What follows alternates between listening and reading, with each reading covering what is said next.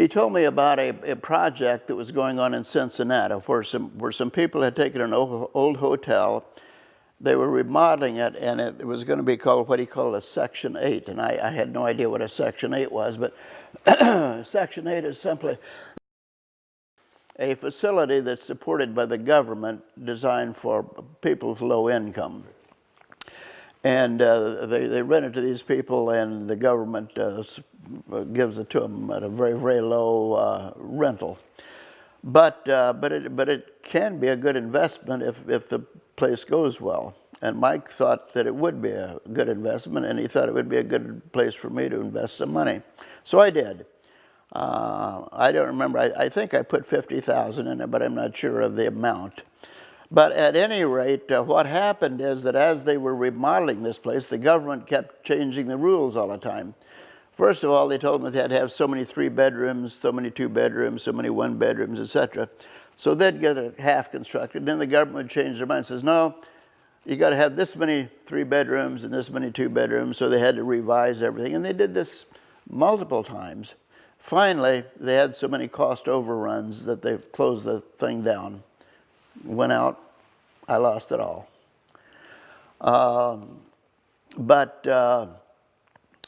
Sometime after that, Mike got the itch to buy a small country bank. He found a bank in northwestern Iowa. He loved the town it was in, and he loved the bank, and he liked the people that owned the bank. So he wanted very badly to buy the bank. But in order to do that, he had to get permission from the board of directors of the Omaha National Bank. They wouldn't give him permission. So Mike debated about it for a week or two, finally made a decision which very few other people would have made. He wrote a letter of resignation to the bank, and he bought the little bank. How many guys would give up a prestigious, high-paying job like that to gamble on the unknown? Not very many, but Mike did, and that really points out the secret of Mike Yanni's success. He's not afraid when he thinks he's doing something right, and he certainly was right there. It turned out indeed to be the right decision for him. Ultimately, Mike bought 5 banks, and I remember one night there was a meeting with Mike Yanni, George Krause, myself, Bill Esping, and a guy whose name won't come to me. He owned a Brandeis department store, Alan Bear. Anyway, the 5 of us met, and Mike told us about a bank that he wanted to buy, but he needed some capital to do it. So all of us chipped in on the thing, and I think that was the second bank that Mike bought. And then he bought a third one, but this time, instead of asking me for money, he gave me a chunk of the bank. And the reason that he did it is because he felt bad about the Cincinnati apartment deal that I had lost money on because of his suggestion. He certainly didn't need to do that, and I would not have felt any the less for him. I never once ever blamed Mike for the fact that my investment went sour. That's life, you know. If you make investments, you have to anticipate that they're not always going to be good. It wasn't his fault that it didn't work out, right? But anyway, just to point out what kind of a guy Mike is, he gave me a part of that bank. And ultimately, I certainly recouped all my losses through the sale of that bank. Well, anyway, the years go by, and Mike's got these 5 banks, but Mike needs more to satisfy his ambition or his need to work hard. He wanted something else to do. And one day we were having lunch at the Garden Cafe in Omaha, and I remember that he was telling me that he had just learned somehow that twice a year, Freddie Mac and Fannie Mae auction off a lot of the bonds that they hold on multiple housing developments. So he explained it to me. He says, like, you know, supposing that you were a developer of apartments and you had a $20,000 loan from Fannie Mae. Okay, I buy that loan for 70 cents on the dollar. Now I own your $20 million bond.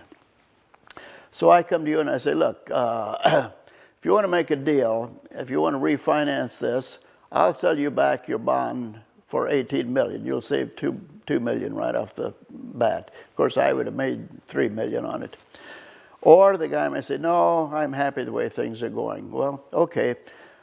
He continues to pay the interest on it, and the government has insured it, so I'm not going to lose anything. I just get my money back much more slowly. But then I said, well, Mike, I understand all that, but my God, it must cost millions of dollars to buy those bonds. How are you going to do that? And he says, well, I haven't figured that one out yet.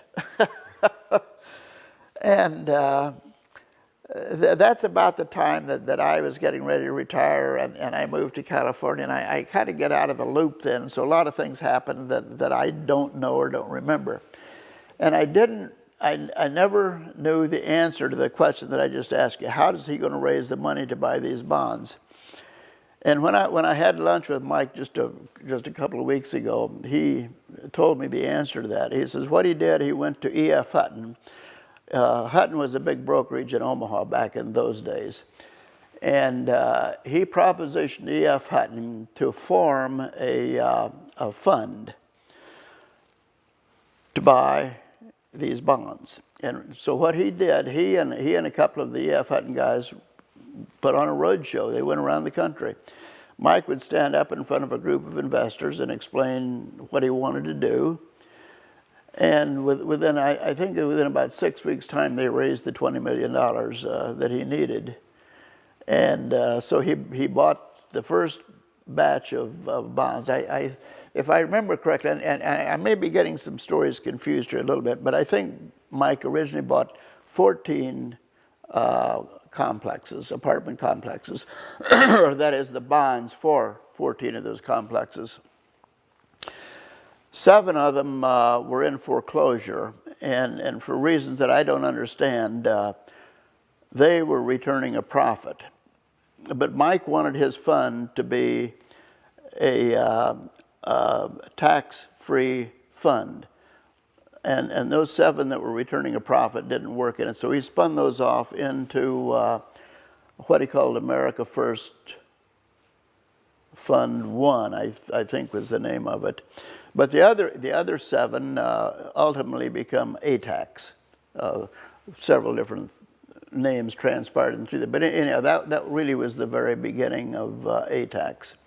But that, to the best of my recollection, was really the foundation of America First. It all started because Mike learned that he could buy these bonds at a discount.